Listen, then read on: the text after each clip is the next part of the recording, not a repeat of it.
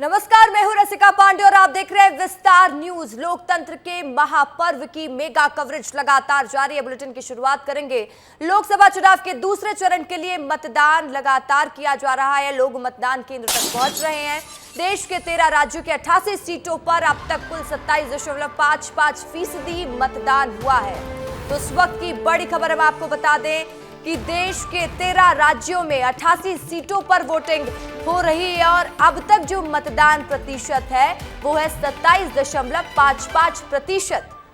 अभी आधा दिन बाकी है। लोग अपने मताधिकार का प्रयोग करने मतदान केंद्र तक जरूर पहुंचे। विस्तार न्यूज भी आपसे अपील करता है कि अपने मताधिकार का प्रयोग करें। तो खजुराहो लोकसभा सीट की भी जानकारी हम आपको देंगे, जहां पर लोग मतदान करने पहुंच रहे हैं। तो वहीं अलग अलग जगह की तस्वीरें आपको दिखाएंगे। तो मध्य प्रदेश की 6 सीटों पर अब तक 38.96% मतदान हो चुका है। टीकमगढ़ में 40.21% मतदान हुआ है। तो दमोह की अगर बात करें तो 37.57% वोटिंग हुई है। खजुराहो में 37.89%, सतना में 40.83%, रीवा में 31.85%, तो नर्मदापुरम में 45.71% वोटिंग हुई है। और साथ ही से आपको छत्तीसगढ़ की भी जानकारी देंगे कि छत्तीसगढ़ की 3 सीटों पर अब तक 53.09% वोटिंग हुई है। कांकेर में 60.15% मतदान हुआ है। महासमुंद की अगर बात करें तो 52.06% वोटिंग हुई है। राजनांदगांव में 47.82% मतदान हुआ। 3 बजे तक का मतदान प्रतिशत आपकी टीवी स्क्रीन पर है और विस्तार न्यूज आपसे अपील करता है कि इस मतदान प्रतिशत को बढ़ाएं, ज्यादा से ज्यादा लोग मतदान केंद्र तक पहुंचे, अपने मताधिकार का प्रयोग करें।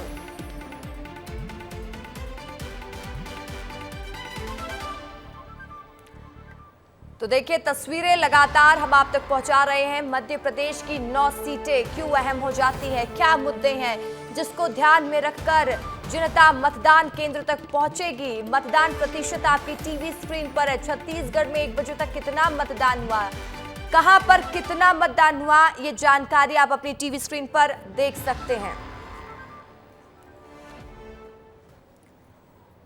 और देखिए, खास मेहमान भी मौजूद रहने वाले हैं जिनसे हम चर्चा करेंगे। उमेश नाथ महाराज जी हैं जो कि राज्यसभा सांसद है भारतीय जनता पार्टी से।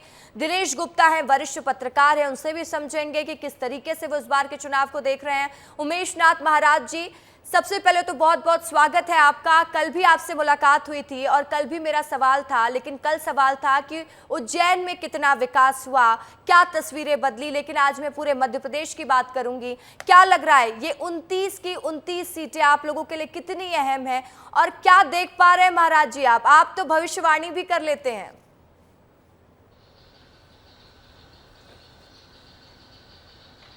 अभी वर्तमान की स्थिति जो है वो स्पष्ट है और हम सब लोग जितने भी जो भारतवासी हैं, हमारा पूरा विश्वास है, भाव है, भक्ति है और श्रद्धा है कि इस भारत में जो एक बहुत बड़ा यज्ञ हो रहा है, जिस यज्ञ में पूरे देशवासी आहुति डाल रहे हैं, वहाँ कोई जाति पाति पंथ संप्रदाय, कोई वरिष्ठ और कनिष्ठ नहीं है। हम सब लोग मिलकर के मर्यादा पुरुषोत्तम भगवान श्री राम जी के आगमन की प्रसन्नता में, खुशी में हम सब लोगों का मन प्रसन्न है और हम सब लोग अपने मताधिकार का प्रयोग कर रहे हैं। रहा सवाल भारत में विकास और मध्य प्रदेश में विकास, ये निरंतर तेज़ गति से हो रहा है और इसको ठेला चलाने वाला भी जानता है, सब्जी बेचने वाला भी जानता है, जूता पे पॉलिश करने वाला भी जानता है और हाथ में झाड़ू लेकर के झाड़ू फेरने वाला भी जानता है कि भारत का विकास हुआ है या नहीं हुआ है। आपको ये भी जानकारी होगी कि जो देश की मूल समस्याएं थी उसमें धारा 370 भी आती है, राम जन्मभूमि भी आती है, उसका समाधान हुआ है। ये भारत के कोने कोने में सब लोगों को जानकारी में है और आगे भी आने वाली समस्याओं का समाधान होगा। ऐसा हमारा विश्वास है। तो चलिए, अब ये कह रहे हैं कि देश में विकास हुआ है, मध्य प्रदेश में विकास की रफ्तार क्या ये ठेला वाला भी जानता है, चाय बेचने वाला भी जानता है और हर वर्ग जानता है। अब देखते हैं कि कौन सा वर्ग किस पर भरोसा जताता है। दिनेश गुप्ता, आपका रुख करूंगी, क्या देख रहे हैं आप? बखूबी पहले भी आपने कई स्टोरी कवर की होगी और देखा होगा कि किस तरीके से चुनाव हो रहे थे, लेकिन इस बार का चुनाव काफी डिफरेंट देखने को मिल रहा है। एनालिसिस कीजिएगा, समझाइएगा। देखिए, पहले फेज में और दूसरे फेज के चुनाव प्रचार में बहुत अंतर आ गया है। दूसरे फेज के चुनाव प्रचार है उसमें आप देखिए तल्खी ज़्यादा है। अरे जो पक्ष विपक्ष है वो कहीं ना कहीं ये जो मुद्दा है वो पोलराइजेशन की तरफ ले जा रहे हैं। आप 2014 का चुनाव याद करिए, जब नरेंद्र मोदी जी प्रधानमंत्री पद के उम्मीदवार थे भारतीय जनता पार्टी के, और जब जनता ने उनको हाथों हाथ लिया था, भ्रष्टाचार मुद्दा था, बहुत बड़ा मुद्दा था भ्रष्टाचार। 2019 में सर्जिकल स्ट्राइक बड़ा मुद्दा बना, लेकिन आज जो है आप देखिए कोई बड़ा मुद्दा भारतीय जनता पार्टी खड़ा नहीं कर पाई है। तो इसलिए आप जो देखिए ना, पोलराइजेशन पॉलिटिक्स की बात हो रही है, हिंदू मुस्लिम की बात हो रही है, वो जो जिस तरह से रिजर्वेशन पर जो चर्चा हो रही है वो भी एक पक्ष को लेकर जो चर्चा हो रही है वो कहीं ना कहीं पोलराइजेशन पॉलिटिक्स से जुड़ी हुई है। 75 साल बाद, आज़ादी के बाद अमृत महोत्सव में हमारे ये चुनाव हो रहा है, उसमें अभी भी पोलराइजेशन पॉलिटिक्स है, तो ये बहुत अच्छे संकेत नहीं होते। आपको वक्त के साथ लोगों को भी अपनी मानसिकता बदलनी होगी। जो राजनीतिक दल हैं उन्हें भी अपने वोट मांगने का जो तरीका है, कहीं ना कहीं आप जो सर्व करेंगे, जो आप जनता को देंगे, उसके आधार पर वोट मिलेगा। आप देखिए विकास के नाम पर क्या हो रहा है, आप कह रहे हैं कि वंदे भारत ट्रेन हमने चला दी। जिस देश में 80 करोड़ लोगों को मुफ्त राशन आप दे रहे हो, खुद आप सरकार कहती है कि हम 80 करोड़ लोगों को 5 किलो अनाज मुफ्त दे रहे हैं, क्या वो वंदे भारत ट्रेन में चलने के लिए किराया उसके पास है जिसको आप मुफ्त अनाज देने के लिए मजबूर हैं?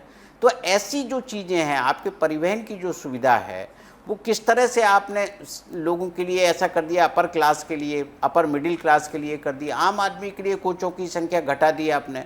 तो ये जो छोटी छोटी सी चीज़ें हैं वो कहीं ना कहीं सरकार भूल रही है कि आम आदमी की ज़रूरत है, आम आदमी इसके दबाव में है, इसलिए उसका ध्यान भटकाने के लिए पोलराइजेशन की बात हो रही है। ठीक है, तो देखिए उमेश राज जी का रुख कर लेती हूँ। उमेश राज जी, आज सुप्रीम कोर्ट ने भी एक फैसला सुना दिया है, उस फैसले की भी बात कर लेते हैं और मैं आपका रिएक्शन चाहूंगी कि अब चुनाव ईवीएम से ही होंगे। विपक्ष लगातार सवाल खड़े करता रहा है, वीवीपैट की मांग करता रहा है और विपक्ष का कहना था कि बैलेट पेपर में वोटिंग की जाए, लेकिन आज से विपक्ष इस पर भी सवाल नहीं खड़े कर पाएगा।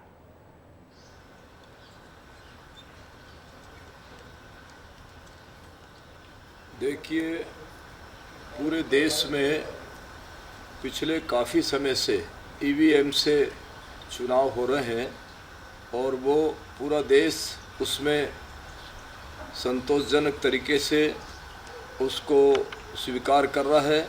हमारा पूरा देश जो है इलेक्ट्रॉनिक व्यवस्थाओं से सुसज्जित है। ऐसे समय में सब लोगों के हाथ में मोबाइल है, सब लोगों के पास में लैपटॉप है और सब लोग ईवीएम को बहुत अच्छे से चलाना जानते हैं और ईवीएम से जो मतदान हो रहा है उसको पूरा देश स्वीकार कर ही रहा है। और विपक्ष का काम रहता है कि प्रत्यारोप आरोप लगाता रहता है, तो उस पर जो है सरकार का पूरा ध्यान है और ईवीएम को सब लोग स्वीकार कर रहे हैं। और बातचीत जारी रहेगी, लेकिन उससे पहले दर्शकों को एक बड़ी जानकारी, बड़ा अपडेट दे दे। सुप्रीम कोर्ट के फैसले को लेकर छत्तीसगढ़ कांग्रेस के प्रदेश अध्यक्ष दीपक बैज का भी बयान अब सामने आ चुका है। उन्होंने कहा है कि ईवीएम की विश्वसनीयता पर सभी दलों ने सवाल उठाए। वीवीपैट से हर वोट मिलान केंद्र सरकार नहीं चाहती है। उन्होंने कहा कि हमें देश की जनता पर भरोसा है, इस बार बड़ा बदलाव होगा। तो बड़ा बयान दीपक बैज की तरफ से देखने को मिला है। ईवीएम की विश्वसनीयता को लेकर सभी विपक्षी दल मांग कर रहे हैं कि वीवीपैट से वोटिंग मशीन से करा ले, लेकिन गिनती वीवीपैट से होना चाहिए। लेकिन ठीक है, क्योंकि केंद्र सरकार नहीं चाहती कि वोटिंग वीवीपैट से हो, लेकिन हमें पूरा भरोसा है जनता के ऊपर। तो लगातार खास मेहमान हमारे साथ मौजूद है, उनसे चर्चा भी लगातार जारी है। दिनेश जी, आपका भी एक रिएक्शन चाहूंगी।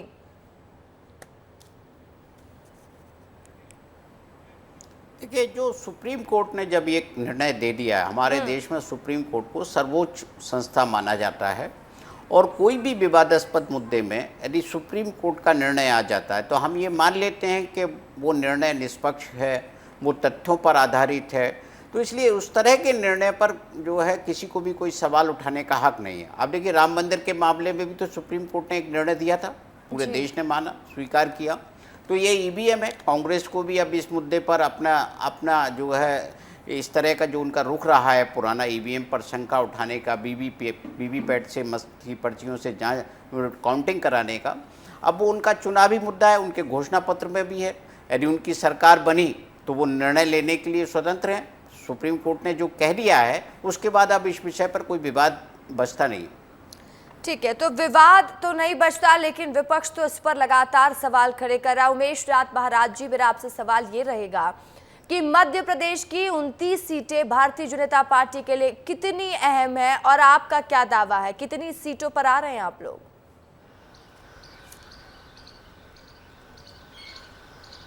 हमारा दावा चुनाव प्रारंभ होने के पहले से भी था और अभी भी है कि हम 29 सीटें 29 की 29 ही जो है हम लोग प्राप्त करेंगे। और पूरे मध्य प्रदेश का निरंतर हमारे जनप्रतिनिधि भ्रमण कर रहे हैं, लगातार हमारे कार्यकर्ता काम कर रहे हैं, और मैं स्वयं भी मध्य प्रदेश में भ्रमण कर रहा हूँ। स्थिति बिल्कुल अनुकूल है, और हम जैसे रामराज की स्थापना के लिए हमने रामलला को अयोध्या में प्रतिष्ठित किया है, उनको मंदिर में स्थापित करके और उनको प्रणाम किया है। इस देश के समस्त संत महात्मा, बुद्धिजीवी, विवेकशील, पत्रकार, लेखक, कवि सब मिलकर के आज उनका एक ही भाव है कि मोदी सरकार फिर एक बार, और ये जो पूरे हमारे 29 के 29 ही उम्मीदवार हैं वो चुनाव जीत करके लोकसभा की शोभा बढ़ाएंगे और देश में काम करने में अग्रणी पंक्ति में खड़े होंगे। तो चलिए ठीक है, 29 की 29 सीटें जीतेंगे। उमेश नाथ महाराज आज विस्तार न्यूज पर ये दावा कर रहे हैं, और जिस दिन नतीजे आ जाएंगे उनसे हम ये सवाल जरूर पूछेंगे, क्योंकि कांग्रेस भी कह रही है कि कुछ सीटें हमारे भी खेमे में है। दिनेश गुप्ता जी, आप क्या समझ रहे हैं इस बार के चुनाव को? भारतीय जनता पार्टी 29 की 29 सीटें ले जाएगी, या फिर कांग्रेस के पास भी कुछ सीटें जाने वाली हैं? क्या स्थिति को देख पा रहे हैं आप? देखिए, कोई भी इस विषय में, देखिए, राजनीतिक दल अपना एक अनुमान है, अपना एक टारगेट है, वो लेकर चलते हैं और उसके आधार पर बात करते हैं। आप मध्य प्रदेश का यदि इतिहास देखेंगे तो लोकसभा चुनाव में हमेशा कांग्रेस को नुकसान होता रहा है। 2009 में एक चुनाव ऐसा था जिसमें कांग्रेस जरूर 12 सीटें जीती थी, लेकिन पिछली बार तो हमने देखा था कि एक छिंदवाड़ा को छोड़कर सारी सीटें वो हार गई थी। अब तो ज्योतिरादित्य सिंधिया जैसा चेहरा भी उनके पास नहीं है जिसके बारे में ये कहा जाए कि कांग्रेस ये सीट जीती रही है। झाबुआ को लेकर बहुत सारे मिथक टूट चुके हैं, जो झाबुआ वो जीतती थी। तो इसलिए जो आप देखिए, इस बार जो पूरी लड़ाई थी फिर छिंदवाड़ा पर आकर रुक गई थी। कांग्रेस पार्टी के लिए भी ये सीट बहुत महत्वपूर्ण सीट है। भाजपा तो हर हालात में इसको जीतना चाहती थी, और लगातार देखा हमने वहाँ दल बदल भी हुए। एक विधायक ने दल बदल किया, महापौर ने दल बदल किया, महापौर वापस आते हैं। तो पूरा जो फोकस है वो छिंदवाड़ा पर दिखाई दे रहा है। लेकिन देखिए, जो मौजूदा माहौल है जिसमें हम पोलिंग परसेंटेज पे, पोलिंग डे पर बात कर रहे हैं, बहुत सारी चीज़ें इस बात पर निर्भर करती हैं कि मतदान का प्रतिशत कितना रहता है। और कम यदि मतदान प्रतिशत होता है तो एक आशंका बनी रहती है कि हार जीत जो है कम वोटों के अंतर से किसी की भी हो सकती है। दिनेश जी, जब मतदान प्रतिशत कम देखने को मिलता है तो क्या क्या संकेत होते हैं? नहीं, देखिए, उससे कोई स्पष्ट ऐसा संकेत नहीं मिलता है कि ये जो है भारतीय जनता पार्टी के पक्ष में जाएगा या कांग्रेस के पक्ष में जाएगा। देखिए, मुद्दा वहाँ का क्या है, कैंडिडेट कैसा है, लोकल जो इक्वेशन है, कास्ट इक्वेशन है, या जो दूसरी चीज़ें हैं वो किस तरह की हैं। जी। उस पर बहुत सारी चीज़ें निर्भर करती हैं। जब कांग्रेस की सरकार हुआ करती थी देश में, आप जब ईवीएम नहीं आया था, उस वक्त आप देखिए ना कि 60% वोट भी बहुत काफ़ी माना जाता था, कि 60% वोट को भी हाई पोल माना जाता था। आज तो 80-80, 85% तक वोटिंग हमारे प्रदेश में हो चुकी है। ऐसे में ये कहना कि जो है हैवी पोल भारतीय जनता पार्टी को फायदा देता है, लो पोल कांग्रेस को फायदा देता है, बेसिकली जो चलिए अब हैवी पोल देखते हैं की कि बात किसको होती है, कितना फायदा मिलता है, वो तो नतीजे ही बताएंगे। हम बार बार कह रहे हैं कि 4 जून विस्तार न्यूज आपको सबसे पहले बताएगा नतीजा, तो आप लोग हमारे साथ बने रहिए। इस वक्त दर्शकों को बड़ा अपडेट दे दे, कटनी में महापौर प्रीति संजीव सूरी ने अपने परिवार के साथ मतदान केंद्र पहुंचकर मतदान किया, साथ ही विस्तार न्यूज से खास बातचीत की है और बातचीत में उन्होंने लोगों से अपील की है कि लोग बढ़ चढ़कर मतदान केंद्र तक पहुंचे और अपने मताधिकार का प्रयोग जरूर करें। मतदान चल रहा है खजुराहो लोकसभा सीट की, कटनी की 3 सीटें जो हैं, बिजरावगढ़, मुरवारा, बहुरीबन, यहाँ पर मतदान किया जा रहा है। कटनी नगर निगम की महापौर प्रीति संजीव सूरी भी मतदान की है, हमारे साथ हैं। लगातार मतदान चल रहा है, लगभग अभी 14% हुआ है 9 बजे तक। लोगों को क्या संदेश देंगे? देखिए, मैं लोगों को यही संदेश देना चाहती हूँ कि जो लोकतंत्र का पर्व है आज, मैं सभी शहरवासियों से अपील करती हूँ कि अधिक से अधिक अपना आकर यहाँ पर वोट दें। अच्छा, आप लगातार निरीक्षण भी कर रही हैं पोलिंग के, क्योंकि आप नगर निगम की महापौर हैं, कैसी की व्यवस्था दिख रही है आपको? देखिए, व्यवस्था तो बहुत अच्छी है और लगातार जनता के बीच में गई। जो हमारे सरकार, जो भारतीय जनता पार्टी की सरकार है, उनके द्वारा किए गए जनहित के कार्य और सबसे बड़ी जो गरीब कल्याणकारी योजनाएं हैं, उन योजनाओं से सभी जो मातृ शक्तियाँ हैं वो काफ़ी मतलब उत्साहित थी और उनके अंदर यही था कि मुझे मोदी जी को हमको लाना है और अपने शहर को और शहर के विकास और शहर को मजबूत करने का काम करना है। आप देख सकते हैं कि हमारे साथ नगर निगम की महापौर थी, जो लगातार लोगों से अपील कर रही हैं कि बढ़ चढ़कर मतदान करें। वहीं व्यवस्थाओं की बात की जाए तो लगभग पूरी व्यवस्थाएं हैं, किसी को किसी भी प्रकार की दिक्कत नहीं आ रही है। सभी लोगों से अपील है कि बढ़ चढ़कर मतदान करें। यश खरे, विस्तार न्यूज, कटनी। कांकेर लोकसभा के बेटिया इलाके में नक्सलियों के खौफ के कारण लोग वोट करने नहीं आए। करीब 1500 वोटर्स में से सिर्फ 15 लोगों ने ही वोट डाले हैं। 29 नक्सलियों के मारे जाने के बाद पोलिंग बूथ को छोटे बेटिया में शिफ्ट किया गया था और वहीं कोटरी नदी को पार करके लोग वहां पर पोलिंग बूथ तक पहुंचते, लेकिन इस इलाके में पोलिंग बूथ में लोगों की भीड़ लगी हुई है। संवाददाता संजय ठाकुर की रिपोर्ट देखिए, पोलिंग बूथ का जायजा लिया संजय ठाकुर ने। छोटे बेटिया इलाके में आलडंड, आमाटोला जैसे गांव के भी पोलिंग बूथ को शिफ्ट किया गया था, क्योंकि इलाके नक्सल प्रभावित थे। इन गांव में पोलिंग कराना संभव नहीं था। यही वजह है कि यहाँ के पोलिंग बूथ भी छोटी बेटियां में बनाए गए थे। लेकिन वहाँ के भी हालात आप देखिए, ये पोलिंग बूथ जो है ये सुबह से ही खाली हैं।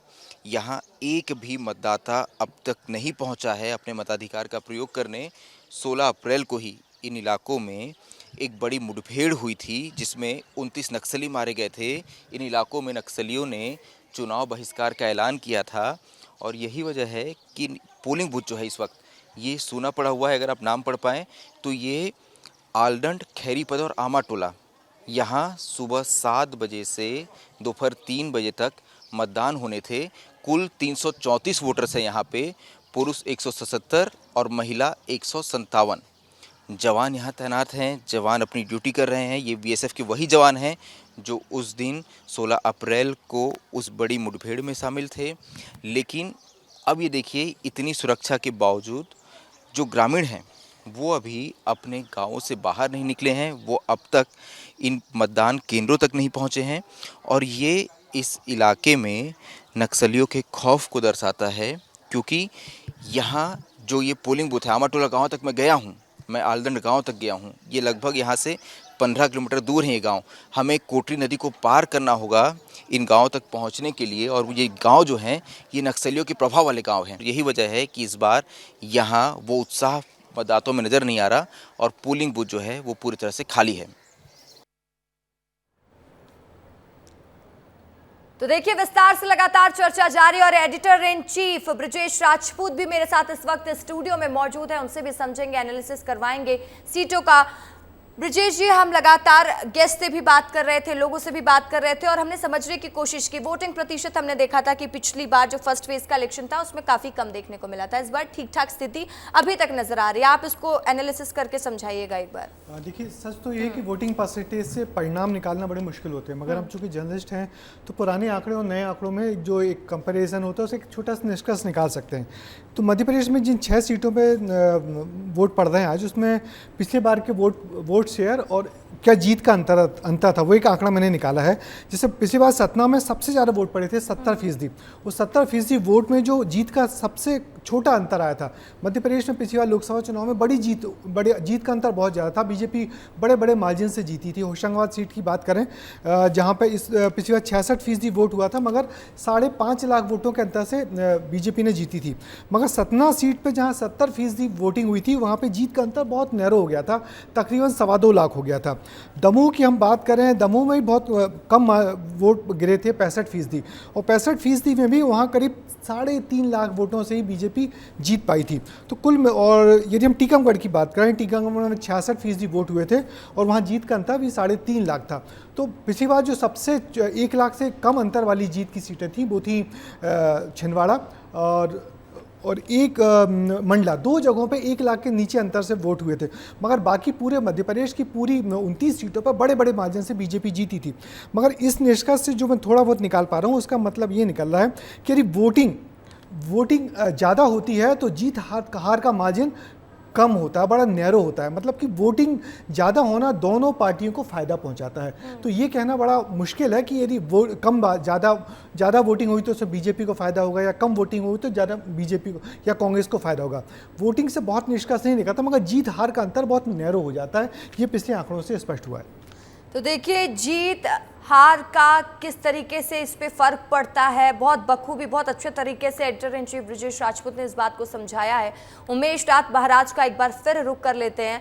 उमेश जी, कल भी आपने मंच से एक बात कही थी, आपने कहा था जो ऋषि मुनियों की भलाई की बात करेगा हम उनके साथ रहेंगे। तो आप ये चीज़ मानते हैं कि भारतीय जनता पार्टी लगातार धर्म के लिए काम कर रही है, ऋषि मुनियों के लिए काम कर रही है?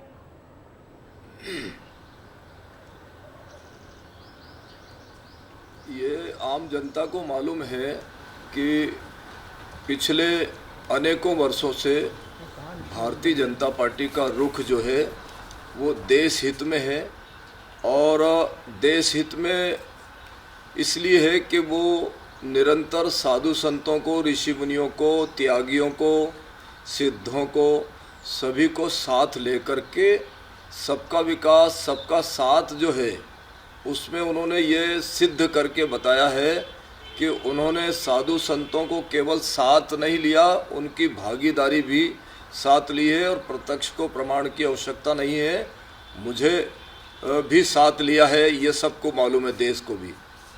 और सनातन धर्म की जितनी भी धरोहरें हैं उनको भी सुरक्षित रखने का संकल्प लिया। उसमें काशी विश्वनाथ हो, चाहे अयोध्या हो, या उज्जैन का महाकालेश्वर मंदिर का हो, या अन्य कुछ भी हो, वो सब इन चीज़ों को साथ में लेकर के चल रहे हैं। और ऐसा भी नहीं कि उनका केवल और केवल धर्म के क्षेत्र में ही ध्यान है, उनका पूरे देश पर ध्यान है, और पूरे देश के साथ साथ पूरे विश्व की व्यवस्थाओं में भी उनकी भागीदारी है। पूरे देश की सुरक्षा पर पूरा कमांड है। कहीं भी किसी प्रकार से कोई अशांति नहीं फैल रही है, कहीं भी किसी प्रकार से कोई अव्यवस्था नहीं फैल रही है, और बहुत सादगी से, सुख शांति से देश का काम चल रहा है।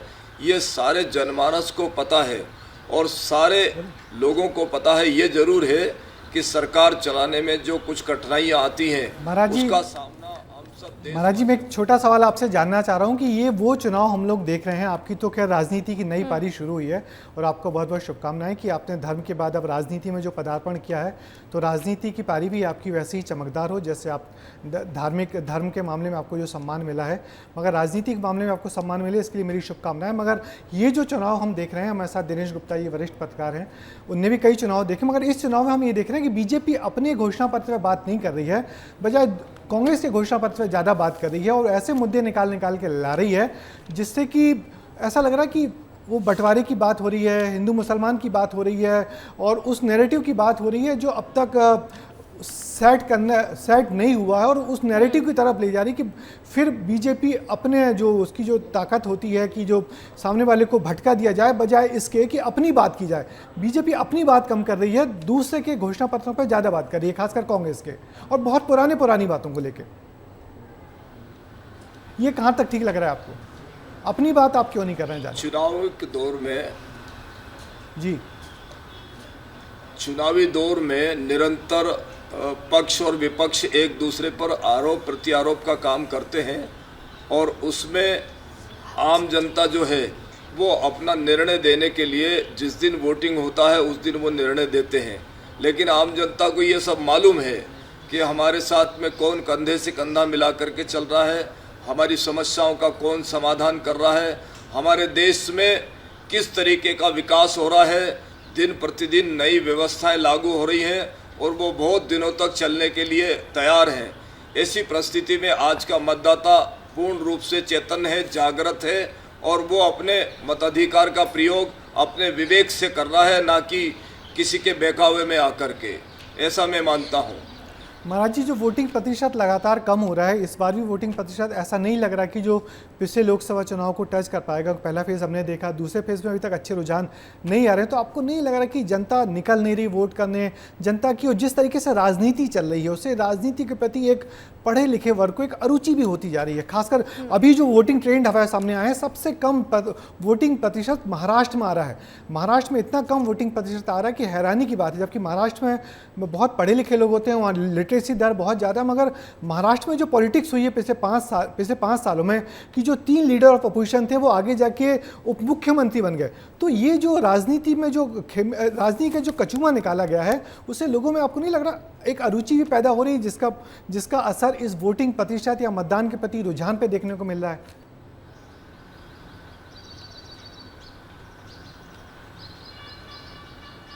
मैं समझता हूँ कि रुचि और अनुरुचि से इसका कोई लेना देना नहीं है। ये जरूर है कि मताधिकार का उपयोग कम होगा तो भी निर्णय होगा और अगर ज़्यादा होगा तो भी निर्णय होगा।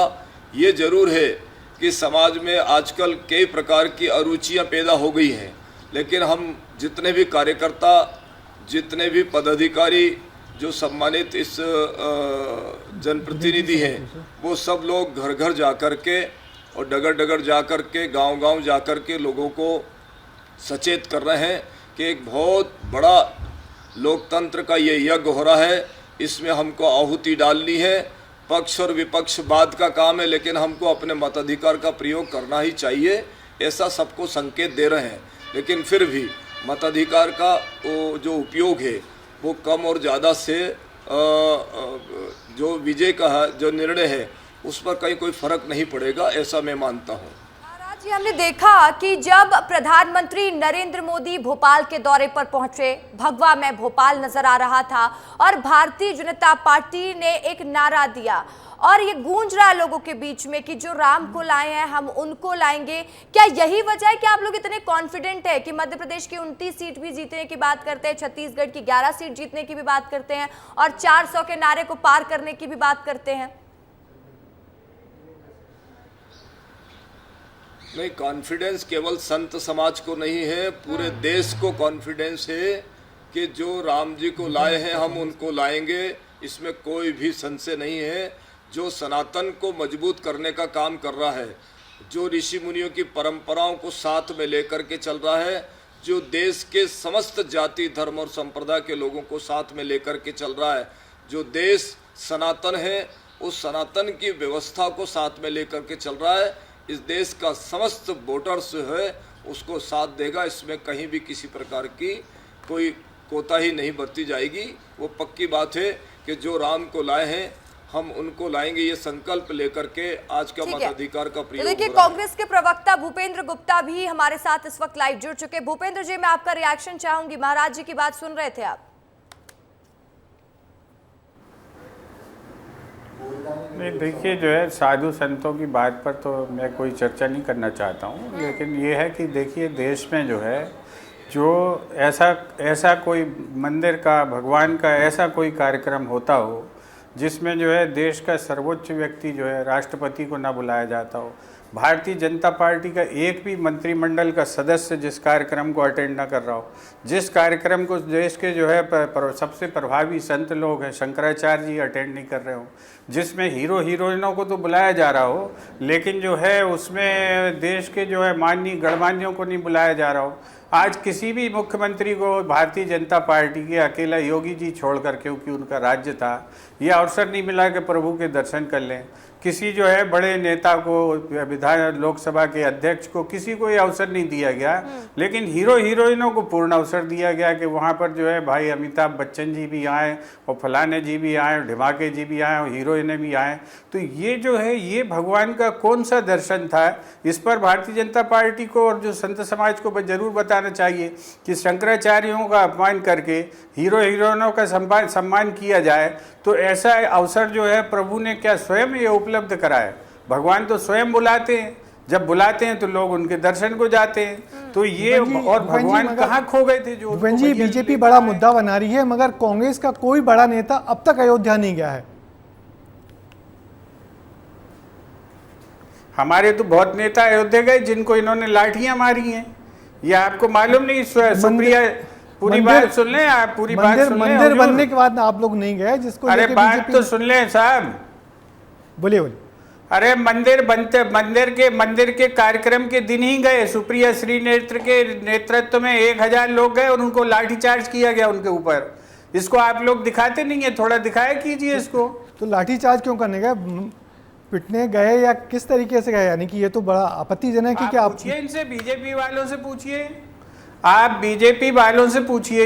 ये सवाल हमसे ही पूछेंगे, हम ही पिटे और हम ही से पूछोगे आप। तो वही तो, ऐसा आपने क्या कर दिया कि पिट गए? मंदिर तो लोग पूजा करने जाते हैं, पूजा करने जाइए, पिटने क्यों चले गए? आप पता करिए ये पता करिए। आप हमारे आकान हैं, चौथे स्तंभ है आप देश के। नहीं पर देखो भूपेंद्र जी, हम पता करते हैं, लेकिन देखिए आपके कई कार्यकर्ता भी इसी बात से नाराज होकर भारतीय जनता पार्टी का दामन थाम लेते हैं कि हमें राम मंदिर में जाने से रोका जाता है। इस पर भी कुछ कह दीजिए भूपेंद्र जी। कोई क्या 6 महीने में कोई कार्यकर्ता नाराज होता है क्या? भगवान जी के दर्शन के 4 महीने बाद जो है भगवान जी की चर्चा करने वाले लोग लोभी और लालची हैं, वो सत्ता के लिए वहां पर गए। और भारतीय जनता पार्टी के जो है जो संसद सदस्य बहती हुई, बिल्कुल उड़ते हुए जहाज से कूदकर हमारी पार्टी में शामिल हो रहे हैं, उनकी भी थोड़ी चर्चा करिए कि भारतीय जनता अब जब 400 का नारा लग रहा है, 400 पार, तब जो है इनका जहाज छोड़ के लोग क्यों आसमान से कूद रहे हैं? हमारा जहाज तो डूब रहा है, हमने समझ लिया आपकी बात और सारे मीडिया की बात, मगर जिनका जहाज उड़ रहा है बिल्कुल जुई करके, उसमें से लोग क्यों कूद रहे हैं? उसमें से भी तो आप जरा सवाल कीजिए। चर्चा कर रहे हैं, देखिए इस बात पर भी चर्चा हो रही थी और हम वेट कर रहे थे कि कांग्रेस से कब कोई जुड़ जाए और इसका सवाल पूछा जाए। हम देख रहे हैं कि भारतीय जनता पार्टी स्ट्रैटेजी लगातार बनाती दिखाई दे रही है। एक तरफ ये मोदी की गारंटी की बात कर रहे हैं, तो दूसरी तरफ खुद प्रधानमंत्री मोदी हो, अमित शाह हो या तमाम दिग्गज हो, जेपी नड्डा हो, वो मध्य प्रदेश और छत्तीसगढ़ का दौरा कर रहे हैं। लेकिन क्या कांग्रेस पार्टी इनको इतना मजाक में ले लिया है? मध्य प्रदेश और छत्तीसगढ़ में वो आप लोगों की तरफ से या आपका शीर्ष नेतृत्व इतना एक्टिव क्यों नहीं दिख रहा है? क्या आप लोगों को लग रहा है कि ये सीटें अहम नहीं है? जब आप कहेंगी एक्टिव दिख रहा है क्या, तभी माना जाएगा हम लोग एक्टिव हैं। अगर हम एक्टिव नहीं होते तो देश में इतनी चर्चा नहीं होती। हमारे जो है मेरी बात मुझे मैडम बोलने दिया करें। आप लोगों को बड़ी आदत खराब है कि आधा एक सेंटेंस बोल नहीं पाया आदमी टोक दो, तो थोड़ा आप धीरज रखिए, पूरी बात कहने दीजिए मुझे। आप विद्वान हैं, इसमें मुझे कोई दो राय नहीं है, मुझे कोई डाउट भी नहीं है, लेकिन कम से कम हम लोगों को अवसर तो पूरा दीजिए। बोली ना, तभी तो आपको बिठाला। क्या लगा ये जो है ये किसने कह दिया कि हम लोग एक्टिव नहीं है? हमारा जो है हमारा जो न्याय पत्र आते ही जो है मोदी जी अपना खुद का संकल्प पत्र भूल गए। अब हर जगह हमारे न्याय पत्र की चर्चा कर रहे हैं। इससे ज्यादा एक्टिविटी क्या होती है? मोदी जी अपना खुद का कैंपेन भूल गए। अभी आपका खुद ही पैकेज बता रहा था, और हमारा कैंपेन लेके वो घूम रहे पूरे देश भर में। तो इससे बड़ी विडंबना क्या हो सकती है कि एक 10 साल से सत्ता में बैठी हुई पार्टी अपना कैंपेन भूल गई है और वो कांग्रेस पार्टी की नकल करते घूम रही है पूरे देश में। आप देखें कि किस स्तर पे उतरना पड़ रहा है। ये कांग्रेस पार्टी की एक्टिवनेस, कांग्रेस पार्टी की एक्टिविटी और जनता के बीच में जो एक विचलित हो गई है जनता, रोज के झूठ सुन सुन के, उस विचलन के कारण ये सारी परिस्थिति पैदा हुई है कि भाई साहब भटकते फिर रहे हैं जगह जगह। ठीक है उमेश नाथ जी, जवाब दीजिएगा। कह रहे हैं आप लोग नकलची हैं, आप लोग नकल कर रहे हैं कांग्रेस पार्टी का, और क्यों कांग्रेस पार्टी के मैनिफेस्टो पर बात कर रहे हैं? कुछ देर पहले ब्रजेश जी ने भी ये सवाल आपसे पूछा था। मैं आपको ये बताना चाहता हूं कि अगर हम सब लोग नकलची हैं तो फिर पूरे देश में हजारों लाखों की तादाद में कांग्रेस के कार्यकर्ता, मंत्री, सांसद, विधायक वो अपनी जवाबदारी छोड़ करके बीजेपी में शामिल क्यों हो रहे हैं? और अगर ये सब कुछ होता दिखता है तो आदमी को ये पार्टी को छूना नहीं चाहिए, लेकिन रिक्वेस्ट आती है कि हमको भी बीजेपी में शामिल कर लीजिए। और घोषणा पत्र की बात अगर की जा रही है तो पक्की बात है कि हमारा घोषणा पत्र जो है पूरा समाज, पूरी जनता पढ़ करके उस पर निर्णय देगी, उस पर किसी को कटाक्ष करने की आवश्यकता नहीं है। ये जरूर है कि विपक्ष और पक्ष एक दूसरे के आपके 10-5 बिंदु तो बताइए श्रीमान, लेकिन पूरे परम आदरणीय आपके 5-10 बिंदु तो बता दीजिए। क्या है आपके घोषणा पत्र में, ऐसा बता तो दीजिए, थोड़ा 5-10 बिंदु बता दीजिए। पूरे पूरे पूरे पूरे देश को पता है, मुझे नहीं पता, मुझे तो बता दीजिए आप। कोई जरूरी नहीं है, पूरा देश जानता है इस विषय। अरे आप 5-10 बिंदु तो बता दीजिए। आप कैसे बताइए? आप भारतीय जनता पार्टी की तरफ से प्रवक्ता हैं और आपको नहीं मालूम कि आपके संकल्प पत्र में क्या है? बताइए ना जरा, पढ़ के आए या नहीं आए आप? मुझे दोहराने की आवश्यकता नहीं है। पढ़ के नहीं आए हो तो कोई बात नहीं, मैं क्षमा मांग लेता हूं आपसे, कोई बात नहीं, कोई बात नहीं। आप पढ़ के नहीं आए होंगे, आदत नहीं आपकी पार्टी में पढ़ने लिखने की, कोई बात नहीं, कोई बात। असहज क्यों हो जाते हैं? जवाब दीजिए, महाराज जी को भी बोलने का मौका दीजिए। और पढ़ के आए हैं, नहीं आए, इस तरह की भाषा का इस्तेमाल आप कम से कम इस चीज का मान रख बोलने का मौका दे रहे हैं। जी बोलिए दिनेश जी, आप क्या कहेंगे? मैडम आप मुझसे 100 सवाल कर रही हैं, मैं एक सवाल कर रहा हूं कि आपके 10 पॉइंट बता दीजिए, तो आप नाराज हो रही हैं। मैं क्यों नाराज हूँ सर? मेरा कहना है कि अगर कोई पूछ नहीं है, कोई किसी को नहीं, आप देखिए, आप ये छोड़ दीजिए ना, बीजेपी सांसद के तौर पर भी बस मत देखिए उनको कि वो राज्यसभा के सांसद है बीजेपी के। मुझे यहाँ से किसी का चेहरा दिखाई नहीं पड़ रहा, कौन पूजनीय सर, यही तो दिक्कत है। कभी आप लोग ऋषि मुनियों को अपमान कर देते हैं, कभी राम मंदिर पर आप लोग ऐसी बात कह देते हैं। यही वजह है ना कि जनता आप लोगों को नकार रही है। इस बात से तो सहमति देंगे ना कि आपके कार्यकर्ता इसी बात से नाराज हुए हैं। नहीं गए आपके कार्यकर्ता, नहीं दे रहे हैं आपके कार्यकर्ता इस तरह के बयान। या वो संत जी बीजेपी की तरफ से बोल रहे हैं? आप क्या ये संत जी क्या बीजेपी की तरफ से बोल रहे हैं? उन्हें मेरा प्रणाम स्वीकार हो। क्या वो बीजेपी की तरफ से बोल रहे हैं या वो संत समाज की तरफ से बोल रहे हैं? जरा आप बता दीजिए। संत समाज की तरफ से बोल रहे हैं तो मैं उन्हें प्रणाम करता हूं, और भाजपा की तरफ से बोल रहे हैं तो मैं निश्चित रूप से उनसे सवाल करूंगा। आप सवाल करिए ना, आप ये मत बोलिए कि आप पढ़ के नहीं आए हैं या इस तरह की बात। आप सवाल पूछिए, आप पूछिए सवाल। अरे भाई साहब, मेरे को यहाँ चेहरा थोड़ी दिख रहा है उनका, कौन साहब बोल रहे हैं? मैं तो समझ रहा हूँ कि बीजेपी का कोई प्रवक्ता बैठा हुआ है।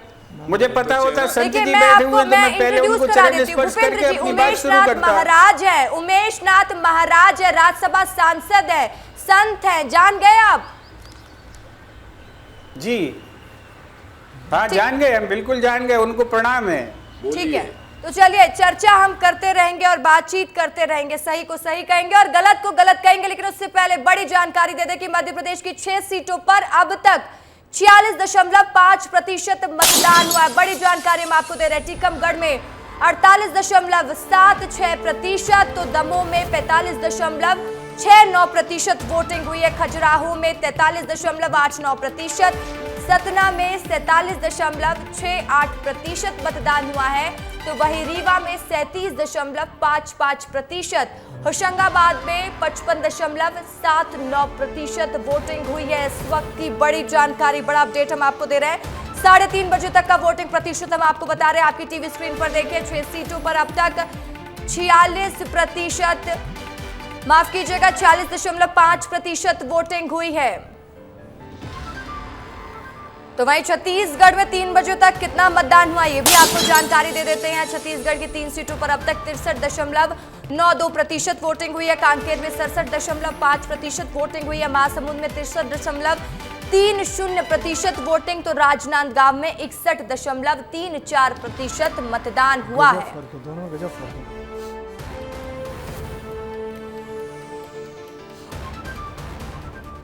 तो देखिए राजनांदगांव में 61.34%, छत्तीसगढ़ की 3 सीटों का अगर जिक्र करें तो 63.92% मतदान संपन्न हो चुका है। और ये वोटिंग परसेंटेज बढ़ने की आशंका इसलिए हो जाती है क्योंकि अभी भी टाइम बाकी है। और पिछली बार हमने देखा था फर्स्ट फेज के इलेक्शन में ये वोटिंग परसेंटेज कम देखने को मिल रही थी। तो चर्चा करते रहेंगे, बातचीत करेंगे। Editor in chief Brajesh Rajput भी हमारे साथ मौजूद है स्टूडियो में। वोटिंग परसेंटेज का जिक्र हम पहले भी कर रहे थे और हमने अभी दर्शकों को बताया कि 3 बजे तक कहां पर कितना प्रतिशत मतदान हुआ और ये भी आशंका है कि वोटिंग परसेंटेज बढ़ेगा। क्या संकेत मिल रहे हैं इससे? देखिए रसिका, बहुत हैरानी की बात है कि मध्य प्रदेश और छत्तीसगढ़ की वोटिंग परसेंटेज में कितना बड़ा फर्क देखने को मिल रहा है। छत्तीसगढ़ की 3 सीटें हैं मगर वहाँ 63.9 यानी कि 64% मतदान हुआ है। और मध्य प्रदेश की टोटल अभी तक जो 6 सीटें हैं उसमें 46% मतदान हुआ है। मध्य प्रदेश का जो सबसे ज़्यादा मतदान अभी सिर्फ 48% टीकमगढ़ में दिख रहा है, मगर सबसे कम रीवा में दिख रहा है। और इधर आलम यह है कि कांकेर जो कि एक आदिवासी इलाका है जहाँ पे अभी नक्सली हमला भी हुआ था उस जिले में, वहाँ 67% वोट पड़े हैं। तो कितना फ़र्क है दोनों प्रदेशों की वोटिंग ट्रेंड में। और बहुत हैरानी की बात है कि रीवा जो माने मध्य प्रदेश का सबसे बड़ा शहर है, इस जो इन सीटों में जहाँ वोटिंग हो रही है सबसे बड़ा शहर है। वहाँ से हमारे उप मुख्यमंत्री भी आते हैं, राजेंद्र शुक्ला, वहाँ के लोकल के एमएलए हैं वो। मगर वहाँ वोटिंग प्रतिशत 3.5 बजे तक सिर्फ 37% हुआ। 37% वोट परसेंट बहुत अलार्मिंग है और ऐसा लग रहा है कि फिर मध्य प्रदेश का जो वोटिंग प्रतिशत है बहुत कम होगा और बहुत आगे बढ़ नहीं पाएगा। उसका फिर चुनाव नतीजों पर बहुत गहरा असर पड़ेगा। तो देखिए अब वोटिंग प्रतिशत का किस तरीके का असर पड़ता है, क्या नतीजे होते हैं और ये वोटिंग परसेंटेज कितना बढ़ता है, इस पर भी हम बात करते रहेंगे। और लगातार हमारी चर्चा जारी है, गेस्ट हमारे साथ मौजूद हैं। तो देखिए उमेश नाथ जी, मेरा सवाल आपसे रहेगा। डॉक्टर मोहन यादव आपके शिष्य भी हैं, आपको बहुत मानते भी हैं, आप उनके गुरु रहे हैं। और डॉक्टर मोहन यादव ने एक बयान दिया था कि राम मैं कर देंगे पूरा भोपाल।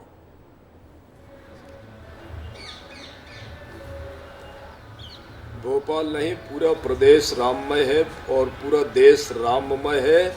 इसमें किसी भी प्रकार की कोई अतिशयोक्ति नहीं है। और राम जी के प्रति पूरे देशवासियों की श्रद्धा, विश्वास और भाव और भक्ति बना हुआ है। ये बात आपको चुनाव नतीजों से मालूम पड़ेगी, केवल बातचीत से नहीं।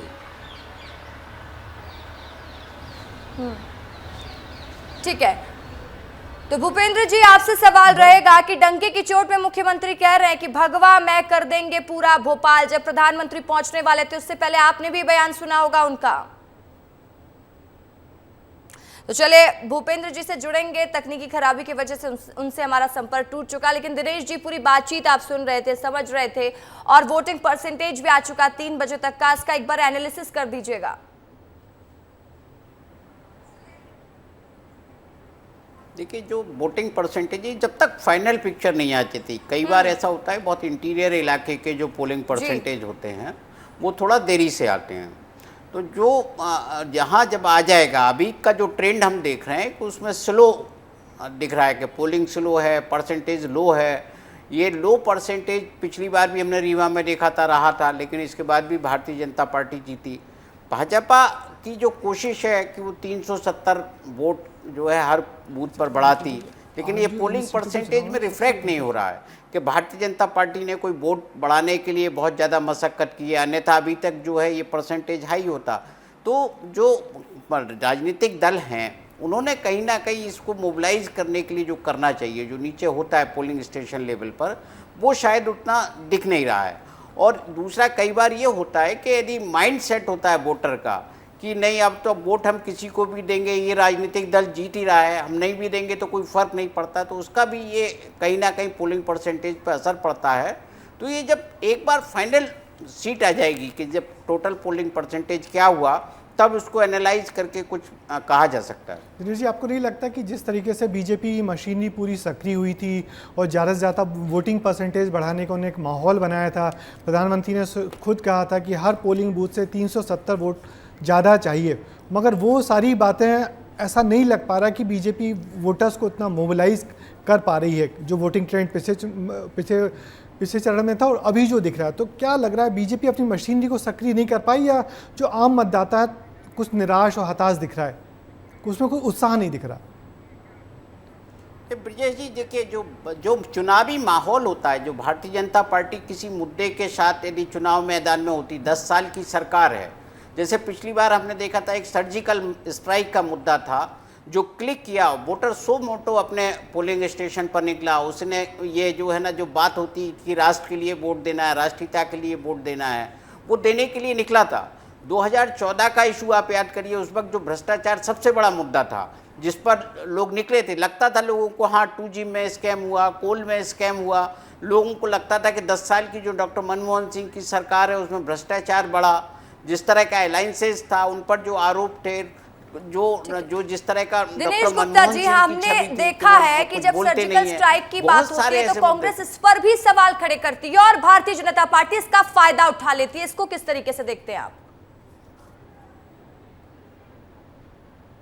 नहीं, देखिए, सवाल खड़े करना विपक्ष का काम है और जो सामने जो होता है उसको वो किस तरह से पॉलिटिक्स में उसको यूज करता है, ये उसकी बात है। लेकिन अभी भी जो आप भारतीय जनता पार्टी एक तरह से कोशिश ही कर रही है ना कि कांग्रेस का जो मैनिफेस्टो है उसमें बहुत सारी चीजें जो लिखी नहीं है उनकी भी वो बात कर रही है, वो मंगलसूत्र की बात कर रही है, वो संपत्ति के सर्वे को गलत तरीके से बता रही है कि क्या सर्वे होगा, आबादी के सर्वे को लेकर वो एक अलग तरह का व्यू लोगों के सामने रख रही है। तो राजनीतिक दलों के बीच ये मशक्कत चलती रहती है। यही तो चीजें होती ना कि आप किसी को मुद्दा बनाने की कोशिश कर रहे हैं, लेकिन ओवरऑल जो मुद्दा है कि फर्स्ट फेज में यदि कोई मुद्दा नहीं था तो सेकंड फेज में आप सोचे कि कोई मुद्दा बन जाए, मंगलसूत्र आपका मुद्दा हो जाए या जो है कर्नाटक का रिजर्वेशन मुद्दा हो जाए, तो इतनी जल्दी मुद्दे बनते नहीं हैं। सर्जिकल स्ट्राइक एक ऐसा मुद्दा था जो सिंगल क्लिक में मुद्दा बन गया। भ्रष्टाचार एक ऐसा मुद्दा था 14 में जिसको लोगों ने देखा था कि अरविंद केजरीवाल ने कैसे दिल्ली की सड़कों पर देखिए, अगर हम देखिए भारतीय जनता पार्टी इस बात का मुद्दा बना रही है तो कांग्रेस के जो साथी जुड़े हुए भूपेंद्र गुप्ता जी, आपसे मेरा सवाल रहेगा कि आप लोग क्यों जनता तक ये बात पहुंचा नहीं पा रहे हैं? कहाँ कमी रह जा रही है सर? क्यों उस तरीके का प्रचार प्रसार आप लोगों की तरफ से देखने को नहीं मिल रहा है? मैडम, एक तो ये गलतफहमी दूर कर दीजिए कि हमारा जो है मैसेज जनता तक नहीं जा रहा। हमारा मैसेज तो स्वयं प्रधानमंत्री जी भेज रहे हैं जनता तक। पूरे देश को पता चल गया कि कांग्रेस का एक न्याय पत्र है, उस न्याय पत्र में ये लिखा है और वो लोग जो है उसको गूगल पे ढूंढ के पढ़ रहे हैं लोग उसको। तो ये आपने जो है ये गलत सोच लिया कि आपको हमारा जो है हमारी बात जो है वहाँ तक नहीं पहुँच रही है। हमारी बात बराबर पहुंच रही है और हमारी बात जनता के बीच में जा चुकी है। इसीलिए तो इतनी बेचैनी है और इसीलिए तो इतनी परेशानी है कि जो है श्रीमान अपना खुद का जो है घोषणा पत्र भूल के हमारे घोषणा पत्र की चर्चा कर रहे हैं। भूपेंद्र जी, मगर बात तो यही हो रही है कि जो आपके घोषणा पत्र में नहीं लिखा है उसकी बात की जा रही है, उसका नैरेटिव सेट किया। दिनेश जी ने कहा कि कितनी पुरानी बातें निकाल के लाई जा रही हैं और उसको एक सेट किया जा रहा है, लोगों के दिमाग में भरा जा रहा है। मगर ऐसा लग रहा है कांग्रेस उसका खंडन अभी भी नहीं कर पा रही, जिस स्ट्रांग तरीके से बीजेपी ने पुरानी बातें एक नैरेटिव सेट कर रही है, लोगों के बीच बैठा रही है। कि भैया मुझसे पूछा कुछ? जी, आपसे पूछा भूपेंद्र जी, मैं आपसे पूछ रहा हूँ कि जो बात यही हो रही है कि जो आपके घोषणा पत्र में नहीं लिखा गया है उसको भी बीजेपी मुद्दा बना रही है और आप लोग अभी तक रक्षात्मक उसमें आ गए हो। देखिए, झूठ बोलने वालों के लिए, जो लोग झूठ का यूनिवर्सिटी चला रहे हैं, उनके लिए आप कितना क्या कर सकते हैं। जो अगर उनने ये ठान लिया कि हमें झूठ बोलना है और हुआ करना है, पूरे जंगल में हमको चिल्लाना है हुआ, तो इसका इलाज क्या है? आप लोग उस हुआ को क्यों हवा दे रहे हैं, जबकि आपको भी पता है कि हमारे घोषणा पत्र में वो सब चीजें नहीं लिखी हुई हैं। दूसरा सवाल मैं आपके माननीय चैनल के माध्यम से देश की जनता से भी करना चाहता हूँ, 1 मिनट, कि जो चीज हमारे घोषणा पत्र में नहीं लिखी वो सब पढ़ रहे हैं और सबको मालूम है कि नहीं लिखी, झूठ बोला जा रहा है। दूसरी चीज ये बताइए कि 1985 में जो कानून एबॉलिश हो गया, खत्म हो गया, आज उस कानून को ख़त्म हुए 38 साल हो गए, हम ही ने ख़त्म किया है, तो वो कानून हम फिर कैसे लागू कर देंगे, इसकी ज़रा आप बात बताइए। जबकि जो है जेटली जी, जबकि जो है जयंत सिन्हा जी, स्वयं भारतीय जनता पार्टी इस कानून को लागू करना चाहती, इस पर 4 बार चर्चा कर चुके हैं, उस पर एक कमेटी बना चुके हैं। तो इतना बड़ा फ्रॉड, इतना बड़ा झूठ बोलकर देश को गुमराह करके आप सोच रहे हैं क्या ये कोई स्टेट्समैनशिप का आप इजहार कर रहे हैं, उसका मुजाहरा कर रहे हैं, या आप अपनी जो है कमजोरी दिखा रहे हैं, आप अपनी वीकनेस दिखा रहे हैं, आप अपनी अक्षमता दिखा रहे हैं, आप अपनी क्षुद्रता दिखा रहे हैं। ये देश की जनता देख रही है सामने, और ये छटपटाहट भी इसीलिए। हमारा घोषणा पत्र सार्वजनिक डॉक्यूमेंट है, जनता पढ़ रही है, हर आदमी के जो है आप देखें कि उसको कितनी सर्च हुई है, उसकी जो है लाखों में सर्च हो रही है उसकी, सिर्फ इसलिए कि मोदी महान ने उसके बारे में झूठ पर जनता भरोसा कर लेती है कि आपकी सच्चाई पर जनता भरोसा नहीं कर रही। कैसी राजनीति है सर, कैसी राजनीति है? आप खुद सोचिए ना, मैं तो सुना रही हूँ और मैं चाहती हूँ कि आप ज्यादा से ज्यादा बोले, जनता आपको सुने और आपकी बात जनता तक पहुंचे। हम बहुत, आप हमें बोलने देंगी क्या? बोलिए बोलिए बोलिए। आपने परसेप्शन कहाँ से बना लिया कि लोग हमारी सच्चाई पे विश्वास नहीं करते? सर मैंने परसेप्शन नहीं बनाया, लोकसभा एक कार्यक्रम है और मैं अलग अलग जगह जा रही हूँ, 22 लोकसभा सीटों में तक पहुंच चुकी हूँ और वहां पर जनता का रिएक्शन बता रहा है। सर ये मेरा परसेप्शन नहीं है, ये लोगों का परसेप्शन है जिससे मैं आपको अवगत करा रही हूँ। ये नहीं, हम अवगत हैं और ये देश का परसेप्शन नहीं है, मैं आपको अवगत करा रहा हूँ, आप कम से कम इसमें अवगत हो जाइए, ये हमें भी पता है। और दूसरी चीज आपको ये बता देते हैं, आपको 15 लाख रुपए मिल गए क्या मैडम? मुझे क्यों मिलेंगे? आपको 15 लाख रुपए मिल गए? मुझे क्यों मिलेंगे 15 लाख? देश से हाँ नहीं, तो ये देश से पहला झूठ बोला गया, पूरी सुन लीजिए, ये देश से पहला झूठ बोला गया, ये गारंटी दी गई थी देश को, ये भी गारंटी दी गई थी देश को कि जो है 30 रुपए लीटर पेट्रोल मिलेगा, आपको मिल रहा है। मोदी जी ने बोला था, मोदी जी ने बोला था, आपको वीडियो भिजवा देंगे, आपको चाहिए हो भेज दीजिएगा। तो ये जो आपको मिल गए क्या 15 लाख रुपए? मोदी जी ने ये कहा था कि जो लोग ईमानदार लोग इनकम टैक्स भरते हैं उनको हम 15% पैसा जो इनकम टैक्स में से जो है वापस करेंगे। कर दूं सर, उन्होंने कहा था 15 लाख तब आएंगे जब काला धन आएगा, ये नहीं कहा था कि 15 लाख दे देंगे ऐसे ही। अभी आपको हम वीडियो भेज देंगे, उससे ध्यान से सुन लीजिएगा, फिर अपन बहस करेंगे, आपके साथ एक अलग डिबेट कर लेंगे। ठीक है, मैं आपको भेज दूंगा वीडियो, आप उसे सुन लीजिएगा। और ये भी वीडियो भेज दूंगा कि 15% इनकम टैक्स रिटर्न वापस करेंगे। ये भी वीडियो भेज दूंगा आपको कि उन्होंने कहा था कि हम 30 रुपए लीटर में जो है शुद्ध घी देंगे। ये भी मैं आपको वीडियो भेज दूंगा कि उन्होंने कहा था कि जो है वो बिल्कुल पढ़े लिखे नहीं है। और ये भी मैं आपको भेज दूंगा कि और हम सुन चुके होते हैं, और जब सही को सही कहते हैं और गलत को गलत कहते हैं तो आप लोग को भी दिक्कत होती है, कई बार हमसे भारतीय जनता पार्टी को भी दिक्कत हो जाती है। एक लास्ट रिएक्शन उमेश नाथ जी आपका लेना चाहूंगी इस पूरी बात में। निकले तो मुझे जेल भिजवा दीजिएगा। भूपेंद्र जी, मैं लौटूंगी आपके पास। डिबेट कर रही भाई, देखिए जनता तक पहुंचाइए ये वीडियो, मेरे तक पहुंचा के कुछ नहीं होगा सर। करने आया था, आप मुझसे कर रही। ठीक, एक बार रुक जाइए उमेश नाथ जी, आपका लास्ट रिएक्शन चाहूंगी जल्दी से। ऐसे कर रही है कि जैसे आपको सब पता है।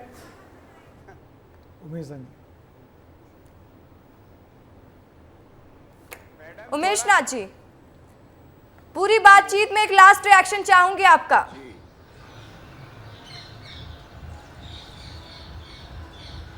जी बोलिए, बोलिए क्या चाहिएगा? बाबा जी बात यही हो रही है कि कांग्रेस का कहना है कि बीजेपी लगातार झूठ बोलती है, उसके बाद भी जनता उस पर भरोसा करती है। 2 चुनाव जिता चुकी है, तीसरे चुनाव में फिर बीजेपी ढेर सारी बातें लेके आई हैं और बीजेपी कांग्रेस का यही कहना है कि झूठ के आधार पर बार बार सरकारें बन रही हैं। क्या बीजेपी झूठ बोलती है? कांग्रेस से आरोप लगा रही है, और झूठ बोलती है तो क्यों जनता भरोसा करती है? ऐसा है कि अगर इस देश में झूठ से ही सब काम चलते तो फिर सत्य का अस्तित्व नहीं होता। हमारे यहाँ सतयुग की बड़ी विशेष परंपरा रही है और कलयुग भी आया है, लेकिन झूठ से अगर सारे काम चलते तो सत्य पर विश्वास नहीं किया जा सकता था। ये तो विपक्ष का काम है कि उल्टे सीधे आरोप लगा करके अपनी बात को सिद्ध करना है, और सिद्ध करके भी वो समाज से और जनता से अभी तक क्या चाहा उन्होंने। पूरा पटापेक्ष है कि पूरे देशवासी जो है 3 बार इस सरकार को लाए हैं, तो सत्य, धर्म और अहिंसा पर चलने वाले लोग उनके साथ हैं। इस देश के सन्यासी साथ में हैं और पूरा देश उनके साथ है, तब कहीं जा कर के ये सरकार चल रही है। ऐसा कुछ नहीं है कि झूठ बोल करके लोगों को गुमराह किया जा रहा है। आज इस देश में कोई भी गुमराह नहीं होता, सब लोग समझते हैं कि झूठ क्या होती है और सत्य क्या होता है। 70 वर्षों में सब ने देख लिया है और ये 10 वर्षों में भी सब लोगों ने देख लिया है कि देश किस तरीके से चला, सुख शांति से चला या झूठ से चला। इसलिए आज जो विपक्ष बोल रहा है उसको समस्त वोटरों से अनुरोध है कि वो उस पर विश्वास ना करके आप भगवान राम का आसरा लेकर के, सनातन धर्म का साक्षी मान करके जो आपका निर्णय है वो सर्वोपरि है। आपका निर्णय ही होगा जो इस चुनाव को ताकत देगा। चलिए, अब इस चुनाव को कितनी ताकत मिलती है, क्या नतीजे होंगे, ये तो नतीजे ही बताएंगे। बहुत बहुत शुक्रिया आप सभी मेहमानों का जुड़ने के लिए। उमेश नाथ महाराज जी बहुत शुक्रिया आपका, भूपेंद्र गुप्ता जी आपका भी शुक्रिया। और जिस तरीके से भूपेंद्र जी आपने बेबाक तरीके से सभी सवालों का जवाब दिया वो भी काबिले तारीफ है। दिनेश गुप्ता जी आपका भी शुक्रिया।